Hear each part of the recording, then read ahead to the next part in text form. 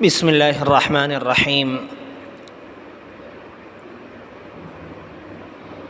اس تیسری قسط میں حضرت مولانا حسین احمد مدنی رحمۃ اللہ علیہ کی زندگی کے 3 خاص پہلوؤں کو ذکر کیا جائے گا۔ حضرت مدنی رحمۃ اللہ علیہ کا امر بالمعروف، آپ کی زندگی کا سب سے بڑا امتیاز یہ تھا کہ آپ اچھائی کا حکم دینے اور برائی سے روکنے میں بڑے نڈر واقع ہوئے تھے۔ یہ ان کا ایک ایسا وصف تھا کہ علماء کی جماعت میں بڑے بڑے ارباب جبہ و دستار ان کا مقابلہ نہیں کر سکتے۔ کیا مجال کہ داڑھی منڈا کر کوئی شخص ان کے سامنے آ جائے، کس کی جرأت کے سر پر انگریزی طرز کے بال ہوں اور حضرت شیخ کے روبرو پہنچ جائے۔ ان چھوٹی چھوٹی باتوں پر بھی ان کی گرفت سے نہ رؤسا بچ سکتے تھے نہ ممتاز طبقہ۔ اور سچی بات تو یہ ہے کہ ان کی اس ادا کے نتیجے میں ہزارہا چہروں پر داڑھیاں نظر آنے لگیں اور ہزارہا سروں پر سے انگریز پرستی کا بوجھ اتر گیا۔ معروف کی اشاعت اور منکرات سے اس شدت سے روکنے والا جماعت علماء میں اب کاہے کو پیدا ہوگا؟ باطل پرست جماعتوں کا مقابلہ جس پامردی سے کرتے اور اس راہ میں ہر سب و شتم، طعنہ و تعریض کو جس خندہ پیشانی سے قبول کرتے، یقیناً اس کے اجر مضاعف سے عالم اخروی میں آپ کا دامن مراد بھر دیا جائے گا۔ عمل و ہمت کی ایک چٹان تھی جس نے کبھی تھکنا نہ جانا،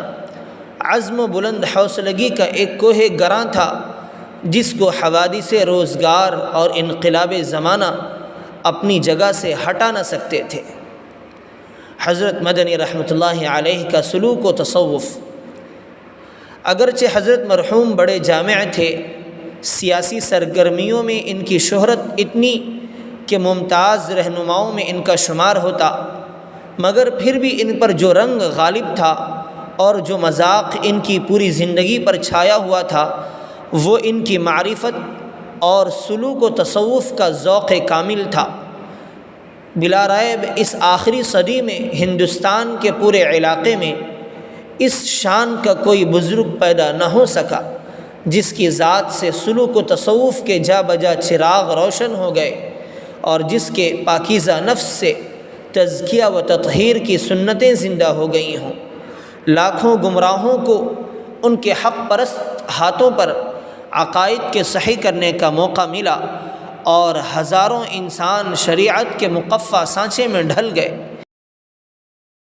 اپنے اس خاص رنگ میں اگرچہ تالیفات اور کتابوں کا بہت کم ذخیرہ انہوں نے اپنے پیچھے چھوڑا، لیکن چلتے پھرتے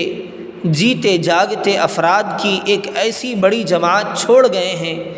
جن کی خانقاہوں سے صدیوں تک اسلامی تصوف کا درس بھولے بھٹکے ہوئے لوگوں کو ملتا رہے گا اور علم و عرفاں کی مشعلیں قدم قدم پر جلتی ہوئی ملیں گی۔ حضرت مدنی رحمۃ اللہ علیہ کی وفات، انتقال سے تقریباً 8 ماہ پہلے جب حضرت بالکل تندرست اور تر و تازہ تھے، میری والدہ محترمہ نے ایک خواب دیکھا جس میں امام العصر حضرت مولانا سید انور شاہ کشمیری رحمۃ اللہ علیہ نے حضرت مولانا مدنی رحمۃ اللہ علیہ کے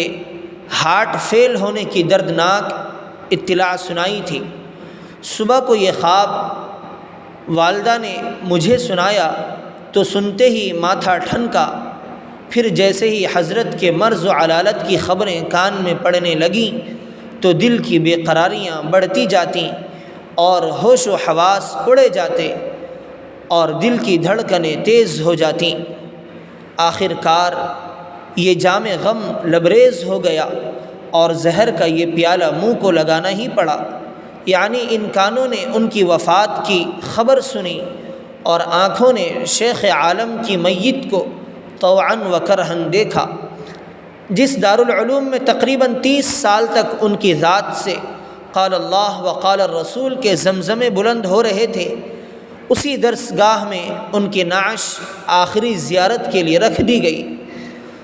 تقدس و عظمت ان کی بلائیں لیتے تھے انوار الہی جس میں اطہر کا احاطہ کیے ہوئے تھے، چہرہ انور پر وہ مسکراہٹ و مسرت موجود تھی جس کو دیکھ کر معلوم ہوتا کہ مسافر منزل پر پہنچ کر تھکا نہیں بلکہ اپنی منزل تک پہنچ جانے کی بے پناہ مسرتیں اس کو حاصل ہو رہی ہیں۔ نشان مرد مومن باتو گویم، چو مرگ آید تبسم بر لب اوست۔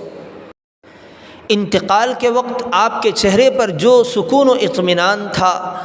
بشاشت و نشاط کی جو نورانی کیفیات رقصاں تھیں، ایسے انوار و تجلیات حضرت علامہ سید محمد انور شاہ کشمیری رحمۃ اللہ علیہ کے بعد کسی اور میت پر دیکھنے میں نہیں آئیں۔ جنازہ اٹھا اور اسی دروازے سے اٹھا جس سے 30 سال تک حضرت مدنی حدیث کا درس دینے کے لیے تشریف لاتے تھے، تو دارالعلوم کا ذرہ ذرہ چیخ کر کہہ رہا تھا،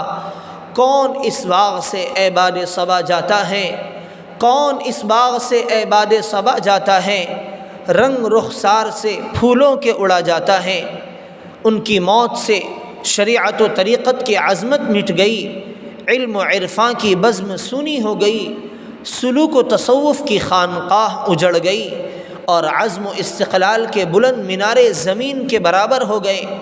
وہ اپنی زندگی میں عمر فاروق سے بڑے مشابہ تھے۔ دینی امور میں ان کی شدت، ان کا دینی تسلب، حمیت اسلامی اور مومنانہ شان ان کی شخصیت کو حضرت فاروق اعظم رضی اللہ تعالی عنہ کی پرعظمت ہستی سے قریب کر دیتی تھی۔ اس لیے آج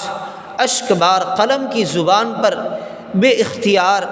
وہی کلمات تھوڑے سے تصرف کے ساتھ لوٹ لوٹ کر آ رہے ہیں جو علی کرم اللہ وجہہ نے ابن خطاب کے غم انگیز حادثہ موت پر کہے تھے، یعنی ان موت حسین احمد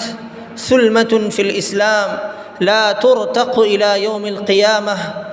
حسین احمد مدنی کی موت اسلام میں ایک ایسا خلا ہے جو قیامت تک پر نہیں کیا جا سکتا۔ فرحمہ اللہ رحمۃ واسعہ۔ والسلام علیکم ورحمۃ اللہ وبرکاتہ۔